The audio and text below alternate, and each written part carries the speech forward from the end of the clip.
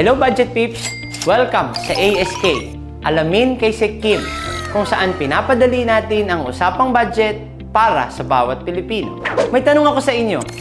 Kapag tapos na ang technical budget hearings, automatic na bang approve ang budget request ng isang ahensya? Well, hindi pa. Dahil bago maisama sa panukalang national budget, dumadaan pa ito sa isa sa pinakamahalagang proseso sa Department of Budget and Management o DBM. Ito ang tinatawag naming Executive Review Board o ERB. Dito talaga pinagpapasyahan kung aling mga programa ang dapat unahin, alin ang kailangang baguhin, at alin ang hindi muna maaari o kayang pondohan. Pero ano nga ba ang Executive Review Board? Ang Executive Review Board o ERB ang pinakamataas na antas ng pagsusuri ng mga budget proposal sa loob ng DBM. Kung sa Technical Budget Hearing o TBH sinusuri ang bawat panukala ng mga ahensya, sa ERB naman ginagawa ang pinakamahalagang desisyon.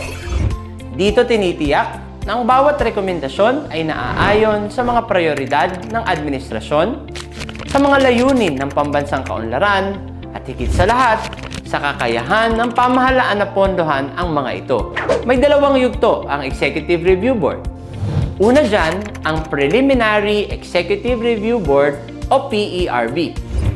Dito unang inihaharap sa pamunuan ng DBM ang resulta ng Technical Budget Hearing. Pinag-uusapan kung alin ang dapat madagdagan, bawasan, linawin o baguhin bago ito umusad sa susunod na yugto. Matapos maisagawa ang mga kinakailangang revisions at validations, isinasagawa naman ang Final Executive Review Board o FERB sa pangunguna ng Secretary ng DBM kasama ang iba pang mga matataas na opisyal ng kagawaran. Ito ang yugto kung saan kailangang timbangin at sagutin ang pinakamahirap na tanong. Kung limitado ba ang pondo ng gobyerno, anong dapat unahin? Dahil limitado ang pondo ng gobyerno, hindi talaga lahat ng budget request ay maaaring mapondohan. Kaya ang tunay na hamon ay hindi lang kung ano ang gustong pondohan, kundi kung ano ang dapat unahin para sa pinakamalaking kapakinabangan ng bawat Pilipino.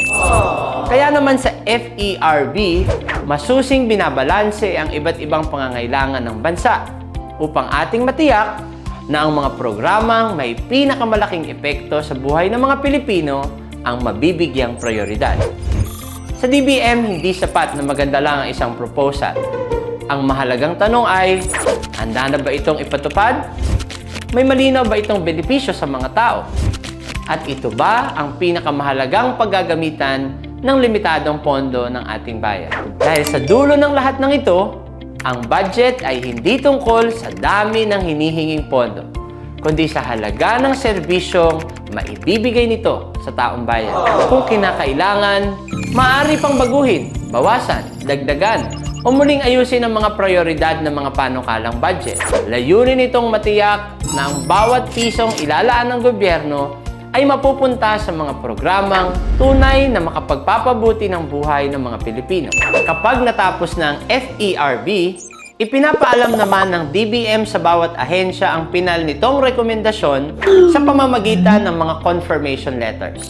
Kung hindi sila sang-ayon, maaari silang magsumite ng isang appeal o request for reconsideration upang muling suriin ng DBM ang kanilang panukalang budget. Kapag natapos na ang lahat ng review at appeals, pinagsasama-sama ng DBM ang lahat ng inaprubahang rekomendasyon upang mabuo ang Proposed National Expenditure Program o NEP.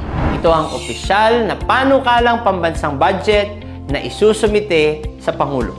Mahalagang tandaan na bukod sa mga alokasyon para sa bawat ahensya, kabilang din sa mga inihahanda sa pagbuo ng panukalang budget ang mga general at special provisions. Sa pamamagitan ng mga ito, hindi lamang na itatakda kung magkano ang pondong maaaring gastusin ng bawat ahensya, kundi maging ang mga tuntunin at kondisyong dapat sundin sa paggamit ng mga pondong ito. Sa ating susunod na episode, aalamin natin ang proseso ng pagtalakay ng panukalang budget sa level ng gabinete at ng Pangulo. Abangan natin yan. Tandaan, ang national budget ay hindi lang listahan ng mga numero.